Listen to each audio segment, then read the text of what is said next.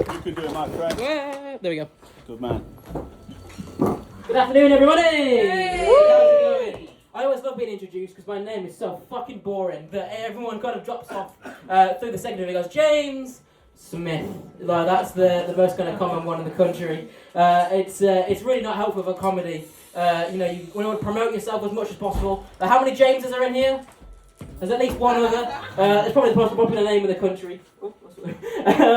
Especially when I mean James Smith, I go, come on, follow me online at James Smith, and there's like 47 other ones, which isn't very helpful. And my mum really didn't want me to do anything at all, because, maybe give me a cool middle name, or something like Axel, or Jeff, or something really trendy. But my full name, my full name is James Edward Thomas Smith.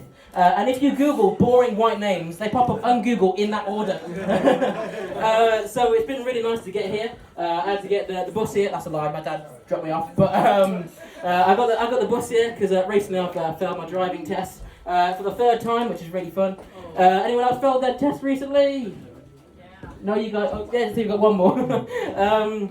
So this one was a bit more traumatic than kind of most of them because it's really fucking hard to get a test. Does anyone know how hard it is at the moment?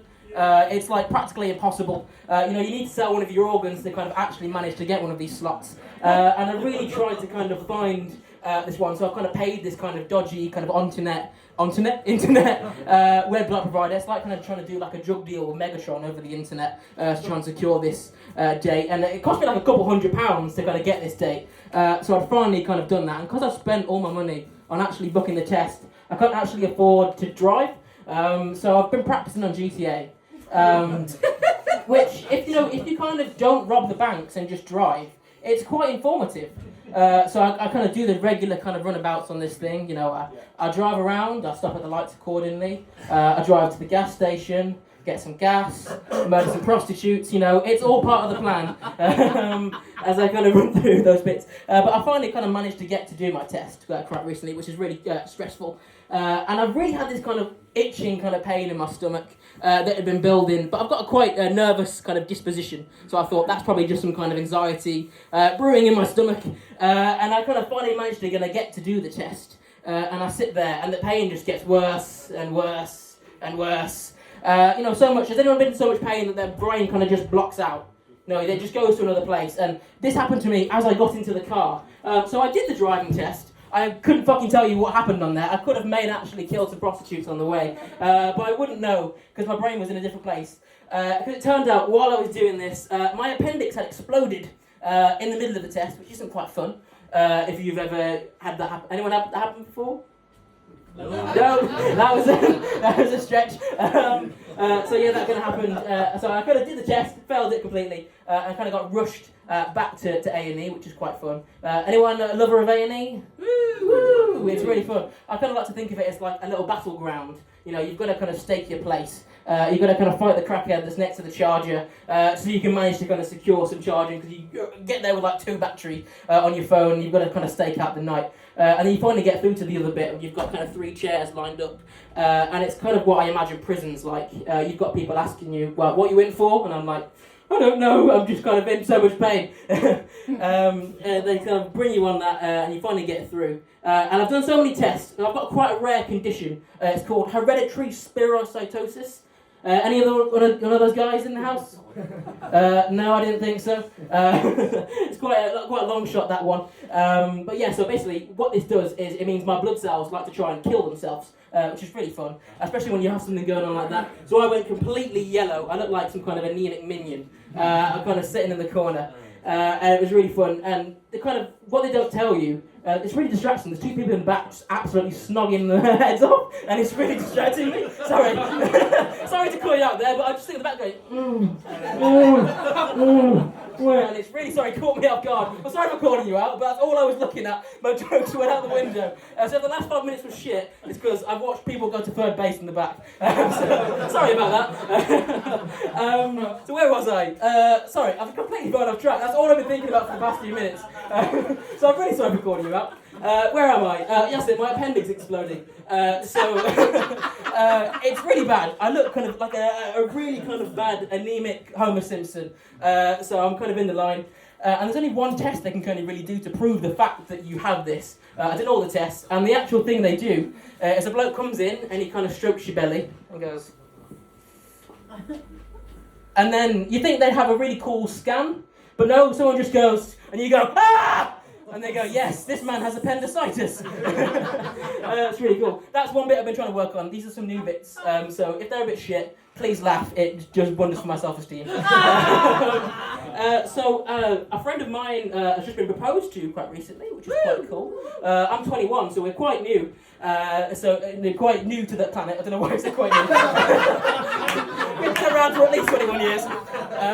It really kind of gets you thinking about it. And me and my girlfriend, we've been together for 5 years. So when one of my close friends that got proposed before then, I think I was going to be murdered last night. We've been together for 5 years. I was scared I was going to get strangled to death last night. So you're very lucky I've managed to make it to this set here. But quite recently, I kind of went to my first wedding. Anyone been to weddings? Woo! I'd never been to one before. This one was quite unique setting because I didn't know anyone there. I went with my best mate, and he got a kind of +1. Was supposed to be for his girlfriend, but she broke up with him about a week before. So I took his place on this quite romantic getaway, which is quite cool. And there was quite a lot of kind of gay tension in the air. Not gay tension, it was a gay wedding, so the two lovely ladies getting together. They were getting married, two lovely ladies getting married, so it was a very kind of romantic, kind of gay atmosphere, which is quite nice. Which is lovely if you're with your kind of gay partner. But with your best mate, who kind of, over the past few years, everyone kind of does those gay jokes with their mates, don't they? You're like, oh, I could fuck you. Or you're like, you're looking fit today. Or like when you put something on Facebook and they're like, oh, I could fucking smash you, I didn't, yeah. But it's all kind of in jest. But there's always that kind of underlying sexual tension that's there. But you're not going to act upon it. But that kind of stays in the back of your head until you're on a kind of romantic day with one of your best mates and you're sharing a bed. So all those kind of times where you've said all these things and then you kind of get into the bed, cozied up in this kind of travel lodge on the side of the motorway, very romantic, and you kind of touch bums for the first time as you're sleeping, and you think in the back of your head, was he joking? I'm pretty sure it's a joke, but he might want to fuck me. Maybe all the time he said I was good looking, he wasn't taking the piss because I look like a weeble from the Wobbles. Maybe this kind of does go somewhere. I don't know, this is a working bit. That probably will have an ending somewhere. I just haven't thought of it yet. We did bone, yeah, so it turns out he did want to fuck me. That's probably the ending, I don't know, I'm working on it. This is being recorded, I don't know why. What was my other bit? Oh yeah, so, rewind to when I was having my appendix kind of burst. I was on lots of drugs and I finally had the surgery. And if anyone's been on morphine, it knocks you the fuck out. And I was kind of lying in the bed, and I'd completely forgot. So my lovely lady, my partner, she's a police officer. It's been a very serious job, which is compared to what I do, what I want to do.